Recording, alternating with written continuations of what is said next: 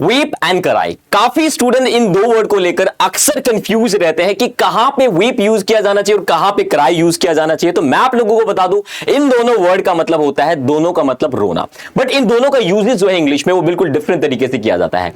आज के सेशन में मैं बताऊंगा आप लोगों को कि वीप एंड कराई को इंग्लिश में अपनी डे टू डे कॉन्वर्सेशन में कहां पे यूज किया जाता है, उसकी कंप्लीट कहानी आज मैं आप सभी के साथ शेयर करूंगा। तो उम्मीद करूंगा ये सेशन जो है आप लोगों को बहुत अच्छा लगने वाला है। तो चलिए शुरुआत करते हैं, देखते हैं कि कहां पे वीप यूज किया जाता है और कहां पे क्राई यूज किया जाता है और इसको इंग्लिश में किस तरीके से यूज करना है वो हम जानने की कोशिश करते हैं। तो सबसे पहले मैं आप लोगों को बताना चाहूंगा, यहां पे देखिए, आओ वीप और क्राई में डिफरेंस जाने।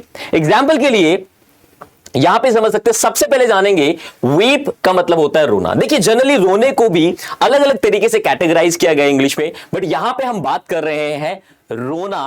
कैसा रोना, देखिए जरा यहां पे, When somebody's tears come off their eyes but silently, मतलब कि जब कोई रोता है उसकी आवाज नहीं निकलती, सिर्फ आंसू बहने लगते हैं, ठीक है ना। जैसे कि सुना होगा आप लोगों ने, दिल के अरमा आंसुओं से बह गए, ठीक है ना। तो जब आंसू बहते हैं तो उसको इंग्लिश में वीप कहा जाता है। जब आवाज नहीं निकलती है तो उसको जनरली वीप के साथ कंसिडर किया जाता है। एग्जाम्पल के लिए आप लोगों के सामने रखना चाहूंगा, पहला एग्जाम्पल ये आप लोगों के सामने, she was weeping at night, कि वो रात को रो रही थी, मतलब आवाज नहीं आ रही थी। जब लोगों का ब्रेकअप होने लगता है तो वो कंबल में चिप चिप के रोते हैं, उसको इंग्लिश में, उस रोने को इंग्लिश में वीप कहा जाता है। दूसरा एग्जांपल देखने की कोशिश कीजिए, यहां पे है, I saw her weeping while watching a sad movie, कि मैंने उसको सैड मूवी देखते हुए रोते हुए देखा, मतलब कहीं ना कहीं आंसू निकल रहे थे, आवाज नहीं निकल रही थी। इस रोने को इंग्लिश में वीप कहा जाता है। लास्ट एग्जांपल देखते हैं क्या रहने वाला है।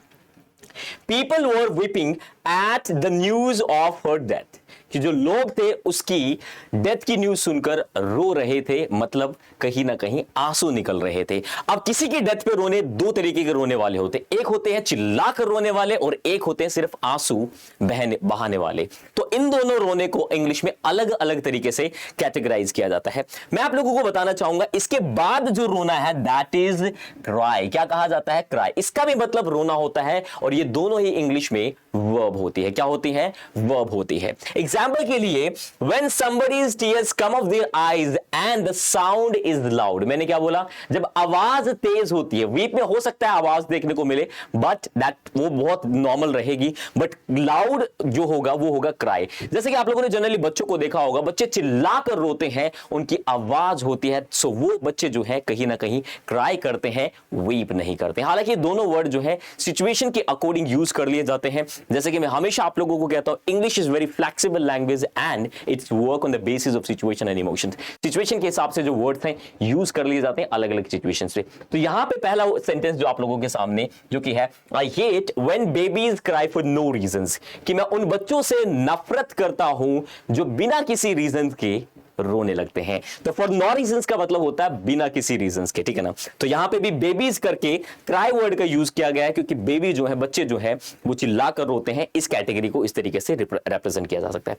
दूसरा एग्जांपल देखते हैं, My babies cry all the time। अब इस वर्ड के दो मीनिंग होते हैं। देखिए इंग्लिश में एक बहुत अच्छा कॉन्सेप्ट होता है जिसको कहते हैं प्रेग्मेटिक यूज ऑफ अ वर्ड। पहली बार सुन रहे होंगे कि जब एक वर्ड को दो तीन चार टाइप से यूज कर लिया जाता है, उसके डिफरेंट यूसेस होते हैं, तो उसको इंग्लिश में प्रेग्मेटिक यूज ऑफ अ वर्ड कहा जाता है। और जब एक सेंटेंस के मल्टीपल मीनिंग निकलते हैं तो उसको प्रेग्मेटिक यूज ऑफ अ सेंटेंस कहा जाता है। एग्जांपल के लिए यहां पे इस वर्ड के दो मीनिंग हो सकते हैं।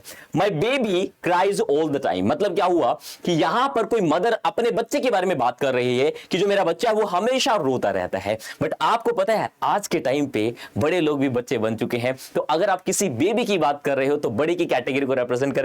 My baby cries all the time. इस सेंटेंस को कैसे यूज कर सकते हैं? अनदर वे में हम कह सकते हैं कि मेरी जो बेबी है, मतलब मेरी जो जान है, जहान है, वो हमेशा कंप्लेंट करती है, रोती रहती है यार, कभी खुशी ही नहीं रहती है। तो वो कहीं ना कहीं इस तरीके से भी यूज कर लिया जाता है। सेंटेंस एक है, मीनिंग दो कन्वे कर रहा है, तो इसको कहते हैं प्रेग्मेटिक यूज ऑफ अ सेंटेंस। एक सेंटेंस के मल्टीपल मीनिंग के साथ यूज करने को प्रेग्मेटिक यूज कहा जाता है। दूसरा वर्ड अगर मैं देखूं, her mother cuddle her until she stopped crying, मतलब कोई लड़की या बच्ची है जो कि रो रही थी, उसकी मदर ने उस तब तक गले लगा के रखा जब तक वो चुप नहीं हो गई। तो ये कैटेगरी भी जो है कहीं ना कहीं इसके अंदर रखी जाती है। तो अलग अलग लेवल पे इन दोनों वर्ड का यूज किया जाता है। वीप का मतलब होता है कि जब आप रो रहे होते हैं तो आपकी जो वॉइस है वो लाउड नहीं होती।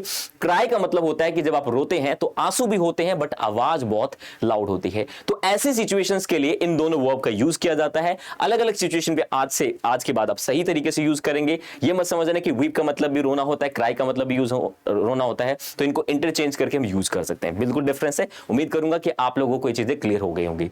ऐसे ही बच्चे और इंटरेस्टिंग सेशन आप लोगों को लेकर आते रहेंगे। उम्मीद करता हूं आज का जो सेशन है बहुत अच्छे तरीके से आप लोगों को समझ में आ गया होगा। ऐसे ही और इंटरेस्टिंग सेशन देखने के लिए स्किल इन एग्जामपुर को सब्सक्राइब कर लीजिए और इस चैनल को, इस जो है वीडियो को ज्यादा से ज्यादा अपने दोस्तों के साथ, अपने अजीज के साथ शेयर करना ना भूलें। तो आज के लिए इतना ही, मिलते हैं नेक्स्ट सेशन में। तब तक के लिए take care, bye. Thank you so much everyone. इस सेशन को देखने के लिए मुलाकात होगी और एक इंपॉर्टेंट सेशन के साथ। तब तक के लिए bye, take care, love you.